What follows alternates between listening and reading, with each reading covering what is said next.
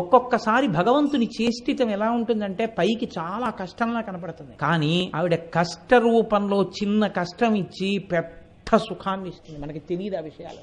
వెనకటికి ఉప్పు వ్యాపారం చేసేవాళ్ళు గాడిదల మీద ఉప్పు బస్తాలు వేసుకుని ఊళ్ళోకి తీసుకెళ్లి అమ్మేవారు. ఒకనకొకప్పుడు ఉప్పు అమ్మే వ్యాపారులు గాడిదల మీద ఉప్పు బస్తాలన్నీ వేసుకుని అరణ్యంలోంచి వెడుతున్నారు. దొంగలు చూశారు, వీళ్ళు ఉప్పు బస్తాలన్నీ పట్టుకెడుతున్నారా, ఉప్పు బస్తా అంటే చాలా బరువు, ఆ ఉప్పు పట్టుకెడుతున్నారు, వీళ్ళు ఉప్పు అమ్మి మళ్ళీ వస్తారు. వచ్చినప్పుడు మనం ఈ ఉప్పు అమ్మిన డబ్బు పట్టుకొని వస్తారు కాబట్టి వీళ్ళని భయపెట్టి డబ్బు దోచుకోవచ్చు. కాబట్టి ఇవాళ వెడుతున్నారు కాబట్టి ఓ 2 రోజుల్లో ఉప్పు అమ్ముకుని వస్తారు, మనం ఇక్కడ హాయిగా మాట వేసి కూర్చుంటే సరిపోతుందని కూర్చున్నారు. ఈ వర్తకులు ఆ ఉప్పు గాడిదల మీద వేసుకుని వెళ్ళిపోతున్నారు. అకస్మాత్తుగా ఆకాశం అంతా నల్లటి మబ్బులు పట్టి వీళ్ళు ఏ ఊళ్ళో అంగళ్లలో ఉప్పు అమ్మాలో ఆ అంగళ్ళు ఇంకో 2 కిలోమీటర్లు ఉన్నాయనగా ఇంకా అసలు కనీ విని ఎరుగనటువంటి వర్షం పడిపోయింది. తల దాచుకోవడానికి కూడా ఎక్కడా నీడలేదు, అంత వర్షం. గాడిదలు ఎక్కడొక్కడ నిలబడిపోయాయి ఉప్పు బస్తాలతో.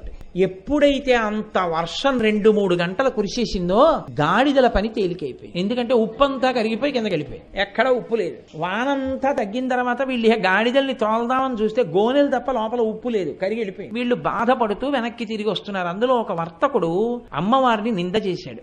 ఏమి నీకు నమస్కారం చేసి ప్రయోజనం, నీకు నమస్కారం చేసి బయలుదేరాను, గుప్పెడు ఉప్పు అమ్ముకోలేదు, ఉప్పు అంతా కరిగిపోయింది, ఈ పాటి ఉపకారానికి నీకు నమస్కారం ఒకటా నేను అని మనసులో బాధపడి అమ్మవారిని ద్వేషిస్తూ అమ్మవారిని నింద చేస్తూ వెళ్ళిపోతున్నాడు. వెళ్ళిపోతుంటే దొంగలు చూశారు, ఆ వస్తున్నారు రోయ్ ఉప్పటికి వెళ్ళిన వాళ్ళు అనుకున్నారు. వాళ్ళకి కరిగిపోయిందో తరిగిపోయిందో వాళ్ళకేం కావాలి, అమ్మేశారు అనుకున్నారు. అని వాళ్ళు ఏం చేశారంటే తుపాకీ పేలిస్తే, ఆ రోజుల్లో బుల్లెట్లు కాదు మందుగుండు, ఇప్పటికీ తిరువిట్రియారులో పేలుస్తారే అలా మందుగుండు దట్టించి పేల్చేవారు. ఆ చప్పుడుకు పారిపోయేవారు, అందరూ తలకో దిక్కు పారిపోతే దోచుకునేవారు. ఆ మందుగుండు దట్టించి తుపాకుల్లోకి కాల్చారు. కాలిస్తే ఉప్పే కరిగిపోయినంత వాన పడింది కాబట్టి అడవిలోనూ పడింది, మందుగుండు అంతా నిమ్ముకుపోయింది. చల్లగా అయిపోయి వీళ్ళు ఎంత పేల్చినా అది పేలలేదు, టక్ టక్ తుపాకుల శబ్దాలు మాత్రమే వస్తున్నాయి కానీ మందుగుండు పేలటం లేదు. వీళ్ళు ఆ దొంగల్ని చూసి ఊరే అసలే ఉప్పు పోయింది, వీళ్ళు మన్న కొట్టడానికి తుపాకులు పేలుస్తున్నారని వీళ్ళు దొంగల వెంట పడ్డారు. దొంగలు తుపాకులు వదిలి పారిపోయారు. పారిపోతే ఈ అమ్మవారిని నింద చేసినటువంటి వర్తకుడు మాత్రం పరిగెత్తకుండా నిలబడిపోయి కన్నుల నీరు పెట్టుకుని